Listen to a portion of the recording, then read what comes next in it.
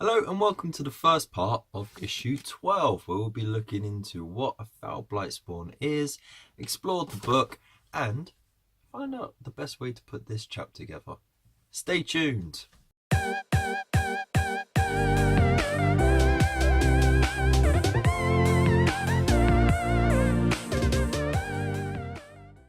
Alright, so welcome back. First of all, please make sure that you do subscribe to the channel and click the little bell icon so that you get all the latest updates on the channel. I'm going to start speeding through this delivery because I'm really well behind and Christmas didn't help either, along with the late delivery. So let's just get cracking with it, and yeah, let's start having a look at this beautiful yet disgusting figure. So as you can see, there is plenty of detail on there, lots of nasty detail, and it comes with a little Nurgling. He's running around with one of the blight grenades. Love it. And he has a crank in his stomach and everything, so I'm looking forward to getting this up and painted. Now let's have a look inside the issue. And we are struck here with a quick summary of what a Foul Blightspawn is. A putrid stench accompanies the Foul Blightspawn, his corruption clotting the air itself. His breath rattles through pus-clogged tubes as he cranks the metallic machinery embedded within his stomach. Plague slop roils and bubbles in the incubatum tank on his back. When he deems his mixture ready, he unleashes the foul liquid upon his enemies. This wave of corrosive contagion is sprayed over foes, reducing them to pools of infectious sludge. So, you know, life of the party as a Blightspawn. Anyway, here we go. Look, the role is Grenadier and Alchemist. Designation Foul Blightspawn. Weaponry: blight grenades, crack grenades, and plague sprayer. Very nice. Lots of Rudy jokes there. So we have a look at what the heck a Foul Blightspawn is and what their role is. About noxious brews. There's a little quote there which is quite cool. You know, if you want to do it in a funny voice, you could be like, "It is time to unleash the putrescent gifts of Grandfather Nurgle upon our ignorant enemies." You know, because he's like rotting on the inside, so it's going to sound a bit weird. Yeah. So, you know, they are very pleasant people, as you can imagine. Alright, so we've learned a bit about the grenades. We've got the blight grenades. We've got a little bit on the biologus putrefiers or biologus putrefiers. I'm not sure which way you'd want to say that. I think the first way is better. But yeah, there's a little bit on the hyper grenades as well. Okay. And then you learn about death's heads, so which are the heads of victims from the plague bearers who use them as bombs, and then of course the Death Guard, they kind of make their own version of it. And there's a bit about the Grenadiers, so what their role in the army is, and the Blight Launcher. And then we learn a bit more about some of the Vectoriums, or rebel warbands in this case, of the Death Guard. And the Favoured Sons and the Rotworm Brotherhood are some of the rebellious warbands who have turned their back on Demon Primarch Mortarion because they want to do their own thing and seek their own glory. And then we've got a nice showcase of pictures here of the different schemes, as well as the different models that you could possibly get yourself, and icons of Nurgle. So this is a good educational piece as well, because you get to see all the variations of the Death Guard icon, the Trilobe of Nurgle, and the Sacred Fly of Nurgle.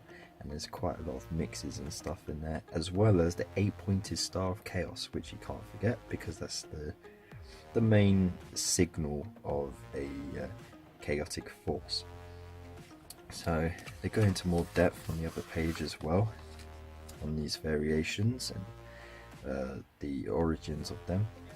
And then we get to the build section, which we will do later on in this episode. So there are a few tips here just to help you get through, as they don't really give you proper tips. They just tell you how to not fudge up on your clippers and glue. And then the painting section, which we'll cover in part 2. And there is so much detail on this chap, so you really want to take your time with this one. And you get to paint your little Nurgling as well. I want to keep these separately, by the way. I want to do them as their own little things. I've got spare bases as well, so I'll be popping them all on their own bases, and they'll be their own little characters. And spread the blight. So that's your tutorial mission, learning how to use a Foul Blightspawn, which is mostly mixing up the rules of grenades and the auto hit stuff. So what you learned in the last issue with the flamers with auto hits, similar to what this chap does, but instead of rolling to see how many hits he gets to roll to see how strong his attack is.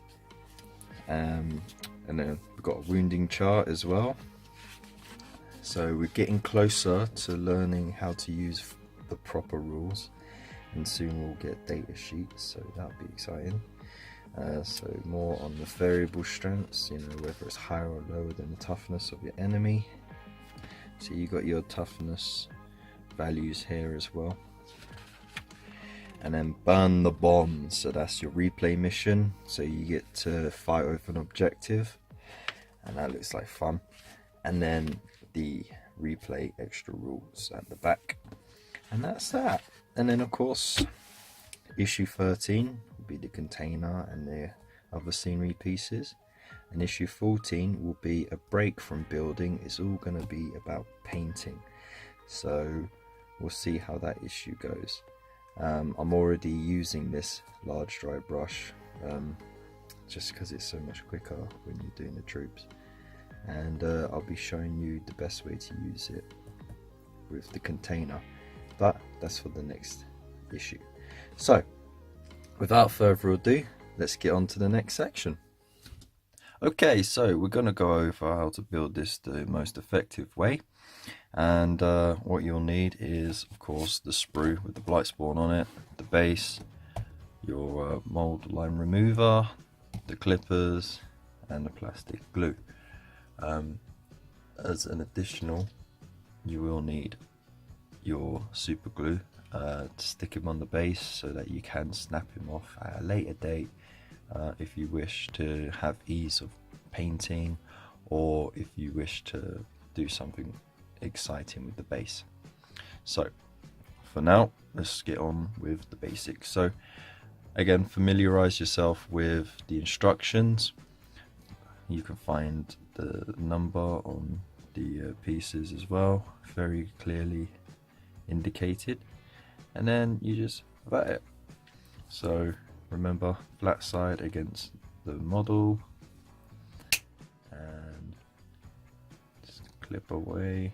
Be careful not to clip any important bits off the figures, and you should be fine. And once you've got your bits out, remember not to clip all the pieces out because you want to make sure that you get them in the right order. But yeah, just keep your mold line remover, start scraping away the mold lines.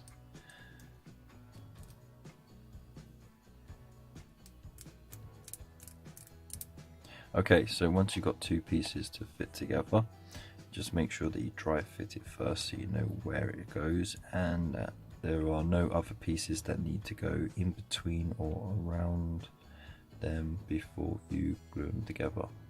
Okay, so I mean, you got room for a leg there, but it's not gonna be affected by these parts being put together first.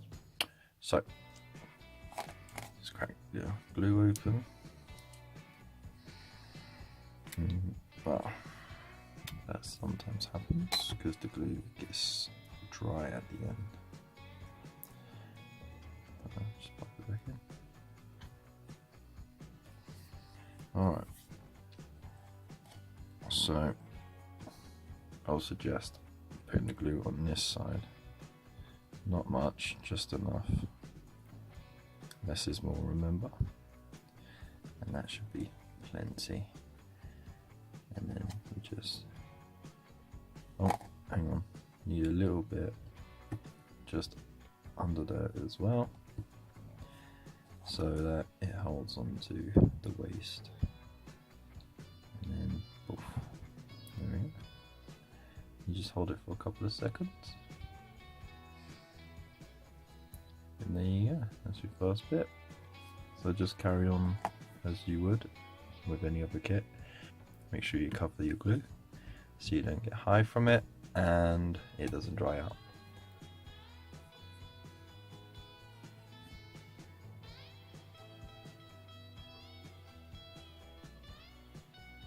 Right, remember when you do legs, you just want to make sure that you got the legs even. So make sure the base is flat and it should be able to stand on its own. Like so. I'm not holding it, I'm just holding the base flat because it's a bit wobbly on here. So yeah, I'm happy with how even that is. Alright, on this stage, just gonna glue this in there, like so. Though I have to admit, it's very tempting just to have it without, like that. Okay, it kind of just reminds me of like a twisted version of Homer Simpson when he had the super sour sweet. He's like, everyone's like, oh my god, where did it go? And he's like, I don't know. Okay, just me then. Right, also, if you are looking to do sub-assembly, then this is as far as you can go with the main body. The reason being is because the next bit would be to glue the front of the body on, and this obscures some of the legs as well. So if you're very particular about covering as much as you can of the model in paint, then you're going to have to paint it this front bit off, which also means you can't glue this in place because of course this would have to be glued just under the arm like that, and it connects on the belly there, so it's connecting the entire thing. And yeah, it might be a bit tricky to get around that as well. So if at the very least you can glue this together, ignore, you know, trying to paint behind this bit.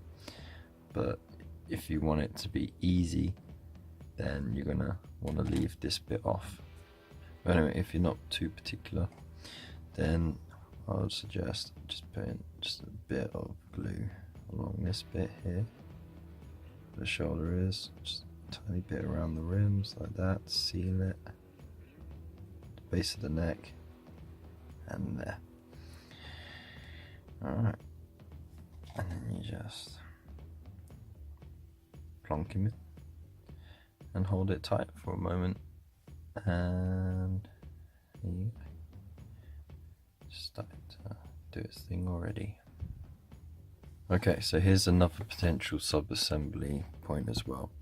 Now, as you can see, I've just dry fitted it, it's not glued in, but the tubing connects here, and the arm is in the way of a lot of details. So